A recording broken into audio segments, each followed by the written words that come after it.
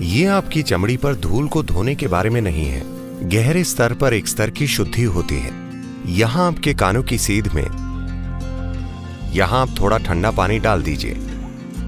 जब आपकी सेल्यूलर संरचना ऊर्जा के साथ चार्ज हो जाती है तो ये बहुत लंबे समय तक युवा रहेगी।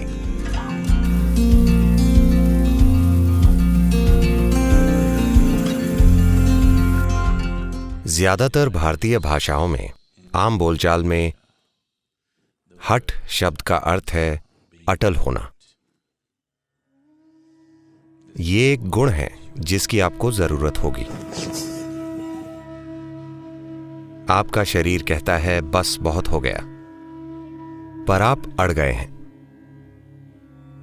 यही हठ योग है। आपका मन कहता है मैं हार मानता हूं, मैं अब ये और नहीं कर सकता, पर आप अटल हैं। आप बस करते जाते हैं। तो हठ योग ऐसा शरीर बनाने के बारे में है जो व्यक्ति के जीवन में बाधा न बने। It will become a stepping stone, but not a hurdle. ये एक सीढ़ी बन जाएगा, पर रुकावट नहीं बनेगा। अपनी पूरी संभावना में खिलने के लिए व्यक्ति के विकास में रुकावट नहीं बनेगा।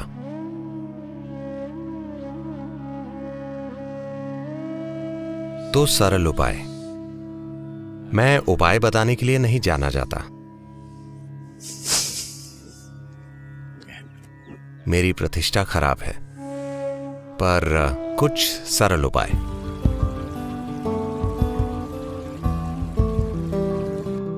यौगिक संस्कृति में कोई फव्वारे में नहीं नहाता था। नहाने का हमेशा मतलब था नदी में डुबकी। वे हमेशा नदी पर जाते, डुबकी लगाते और फिर योग करते। अगर आप ऐसा करते हैं तो आपकी मांसपेशियां अच्छी रहेंगी। तो इसे करने का दूसरा तरीका यह है कि आमतौर पर हमारे घरों में जिस बाल्टी से हम खुद पर पानी डालते हैं वो इतनी बड़ी होती है। उसमें कम से कम 4 लीटर पानी होता है। अगर आप ऐसा करते हैं तो पूरा शरीर बस हो गया हमेशा। मेरा मतलब है, मैं महिलाओं के लिए इस पर जोर नहीं दूंगा, आपकी हेयर स्टाइल अलग होती है। पर नहाने का मतलब यह है कि पानी की पहली बाल्टी सीधा आपके सिर पर हमेशा। शरीर पर ठंडा पानी डालने से गर्मी आपके सिर में चली जाएगी बहुत तेजी से। ऐसा नहीं होना चाहिए। तो इसलिए जो लोग अपने बाल गीला नहीं करना चाहते, उन्हें कम से कम थोड़ा ठंडा पानी लेकर अपने एक बिंदु है यहां आपके कानों की सीध में यहां आप थोड़ा ठंडा पानी डाल दीजिए। तुरंत आप देखेंगे कि सिर में एक ठंडक आ गई है। उसके बाद आप शरीर को नहला सकते हैं।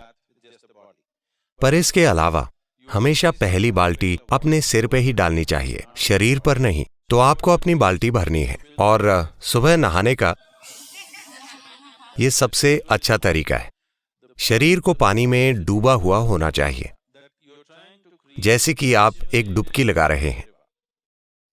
ठीक है? पूरा शरीर एक साथ, कम से कम चमड़ी पानी में डूबी रहनी चाहिए। इस तरह नहीं, ऐसे ऐसे ऐसे। This, you know. अगर आप पानी डालते हैं तो पूरा शरीर को लगना चाहिए कि आप उसे डुबकी लगवा रहे हैं। तो अगर आप ऐसे डालेंगे तो सिस्टम में एक ठंडक आएगी और मांसपेशियां बहुत लचीली हो जाएंगी। फव्वारे से ऐसा हो सकता है। अगर फव्वारा काफी शक्तिशाली है या कम से कम पानी की मात्रा काफी अच्छी है तो फव्वारा यह आसानी से कर सकता है।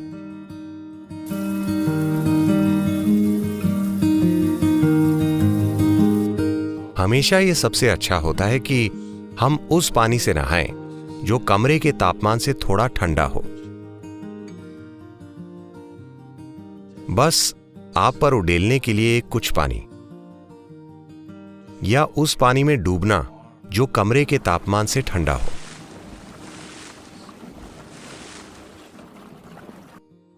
क्योंकि अगर ऐसा होता है तो सतह पर यह होगा कि कोशिकाएं, एपिथेलियल कोशिकाएं सिकुड़ जाएंगी। जब वे सिकुड़ेंगी तो वे सारे रोम छिद्र खोल देंगी। कोशिकाओं के बीच के छेद खुल जाएंगे। खुद कोशिकाओं के रोम छिद्र होते हैं, हम उन्हें नहीं खोलना चाहते। वे तब खुलेंगे जब आप उन्हें गर्म पानी में डालेंगे। अगर आप खुद को गर्म पानी के टब में डुबाते हैं तो कोशिकाएं खुल जाएंगी और पानी भीतर ले लेंगी। हमेशा ऐसा करना एक अच्छी चीज नहीं है। आप शरीर को ठंडे पानी में डालिए, कोशिकाएं सिकुड़ जाएंगी, उनके बीच की जगह खुल जाएगी। और योग के अभ्यास के लिए यह महत्वपूर्ण है, क्योंकि हम शरीर के कोशिकीय ढांचे को एक अलग आयाम की ऊर्जा से चार्ज करना चाहते हैं। अगर कोशिकाएं सिकुड़ेंगी और खाली जगह बनाएंगी, तब आप योग अभ्यास कीजिए। तब शरीर का कोशिकीय ढांचा चार्ज हो चुका होगा। यही वजह है कि एक व्यक्ति दूसरे की तुलना में कहीं अधिक जीवंत लगता है। और जब आपकी सेल्यूलर संरचना ऊर्जा के साथ चार्ज हो जाती है तो यह बहुत लंबे समय तक युवा रहेगी। इसलिए कुछ लोग सोचते हैं कि कोई बूढ़ा आदमी मर क्यों नहीं रहा है, पर उस बूढ़े को अपनी उम्र 25 साल महसूस होती है।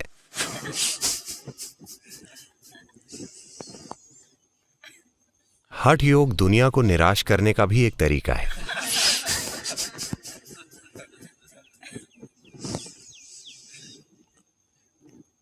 इसलिए ऐसा पानी लें जो कमरे के तापमान से ठंडा हो। भारत में, दक्षिण भारत में कम से कम ये कोई बड़ी समस्या नहीं है। पानी हमेशा उसी तापमान पर रहता है, ये आदर्श जगह है। पर अगर आप ठंडे देश में हैं, अगर आप समशीतोष्ण यानी टेम्परेट जलवायु में हैं, तो पानी बहुत ठंडा हो सकता है, वो ठीक नहीं होगा।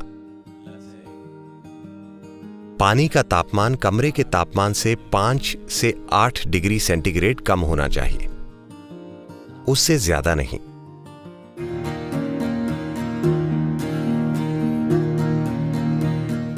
अगर आपको बार बार सर्दी लग जाती है तो शुरुआत में पहले 2 सप्ताह तक आप ठंडे पानी में 1 चम्मच नीलगिरी का तेल डाल दें और उसे अपने ऊपर उड़ेल लें। आप देखेंगे कि आपकी सर्दी चली जाएगी, नीलगिरी के तेल से नहीं, सिर्फ ठंडे पानी की वजह से।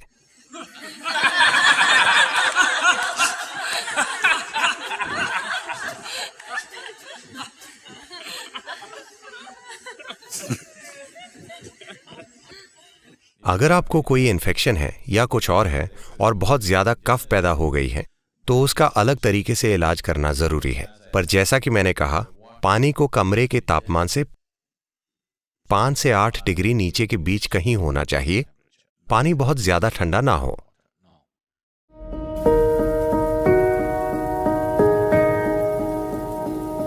अगर किसी भी तरह का मेलजोल हुआ है, किसी भी तरह का मिलना जुलना हुआ है, अगर आप भीड़ में काफी लंबे समय तक रहे हैं, तो घर जाने पर सबसे पहली चीज होनी चाहिए नहाना।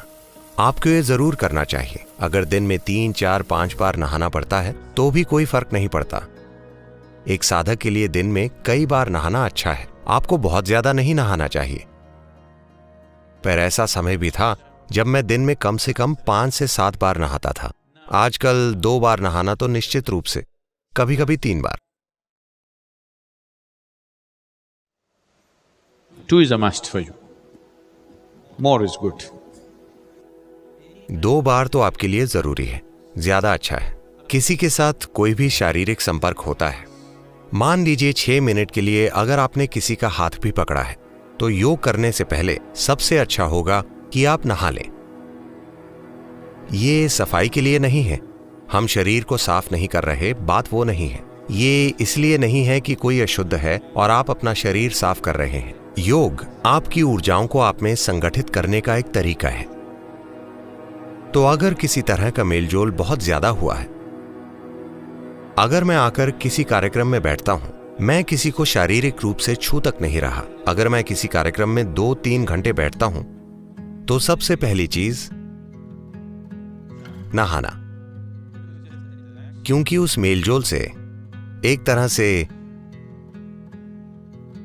आपकी ऊर्जा की समग्रता थोड़ी ढीली हो जाती है। तो जब भी आप घर जाएं, सबसे पहले नहाएं। नहाने का मतलब साबुन, शैम्पू ये वो नहीं है। पानी से भरी एक बाल्टी, boom. Just water flowing over, it purifies. बहता हुआ पानी शुद्ध करता है। बिना धोए और रगड़े पानी शुद्ध कैसे कर सकता है? वैसे नहीं है। आपको पता है, न्यूक्लियर रिएक्टर में वे कुछ धातुओं का इस्तेमाल करते हैं, जैसे टाइटेनियम और प्लैटिनम और कुछ दूसरी चीजें भी। अगर वे इन धातुओं को शुद्ध करना चाहते हैं, वे धातुओं को शुद्धतम रूप में चाहते हैं, सामान्य प्रयोगशाला प्रक्रिया में वे एक सीमा तक ही शुद्ध कर पाते हैं, उससे परे वे शुद्ध नहीं कर पाते। तो वे ये करते हैं, उस धातु की एक रॉड और एक छल्ला बनाते हैं। छल्ले को रॉड से छुए बिना बस ऊपर नीचे घुमाते हैं। आप देखेंगे कि धातु शुद्ध हो जाएगा। तो आपके शरीर में 72% पानी है। आप बस इस पर पानी डाल दीजिए, एक तरह की शुद्धि होगी। ये आपकी चमड़ी पर लगी धूल को धोने के बारे में नहीं है, वो तो वैसे भी होगा, वो एक अलग चीज है। पर बस पानी को अपने ऊपर बहाने से गहरे स्तर पर एक तरह की शुद्धि होगी। क्या आपने देखा है? मान लीजिए आप किसी दिन बहुत तनाव में हैं, आप बस फव्वारे के नीचे जाकर खड़े होते हैं, तो आप बाहर नहीं आना चाहते, आप बस वहां थोड़ी देर ठहरना चाहते हैं। फव्वारे के उन 3 या 5 मिनटों ने आपके जीवन की कोई समस्या नहीं सुलझाई, पर जब आप बाहर आते हैं तो लगता है कि परेशानी चली गई, मानो नया जन्म हो गया। क्या आपने ये देखा है? आपको महसूस होता है कि परेशानी गई। इसकी वजह यह है कि इसका 2/3 हिस्सा पानी है। अगर इस पर से पानी सिर्फ बहता है तो कुछ चीजों में बदलाव आएगा।